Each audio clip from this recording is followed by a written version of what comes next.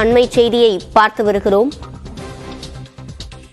கோவில்களில் இந்து அல்லாதவர்களை கண்டிப்பாக அனுமதிக்க கூடாது என்று நீதிமன்றம் தெரிவித்திருக்கிறது. கூடுதல் விவரங்களை செய்தியாளர் கருணாகரனிடம் கேட்கலாம். கருணாகரன், எந்த வழக்கின் விசாரணையின் போது நீதிமன்றம் இவ்வாறு கூறியிருக்கிறது? முழுமையான விவரங்கள்.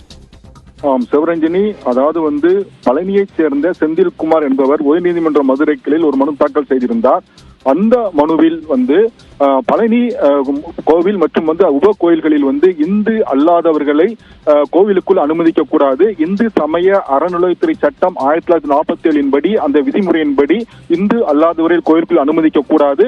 மேலும் அது குறித்த பதாகைகளை வைக்க வேண்டும், அகற்றப்பட்ட பதாகை மீண்டும் வைக்க வேண்டும் என்று மனு தாக்கல் செய்திருந்தார். இந்த மனு நீதிபதி ஸ்ரீமதி முன்பு விசாரணைக்கு வந்தது. இருதரப்பு வாதங்களையும் கேட்டிருந்த நீதிபதி தீர்ப்புக்காக ஒத்திவைத்து உத்தரவிட்டிருந்தார். இந்த நிலையில் இன்று இந்த தீர்ப்பு வழங்கப்பட்டது. அதில் கோவில்களில் இந்து அல்லாதவர்களை கண்டிப்பாக அனுமதிக்க கூடாது. கோவில் வளாகத்தில் உள்ள சன்னதிகளில் கொடிமரத்தை தாண்டி இந்து அல்லாதவர்களையும் அனுமதிக்க கூடாது.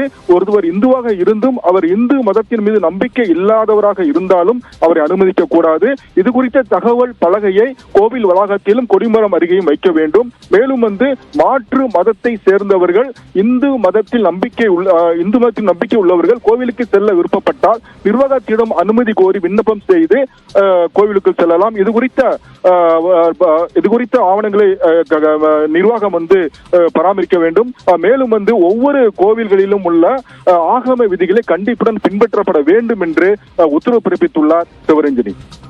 விவரங்களை வழங்கியமைக்கு நன்றி கருணாகரன்.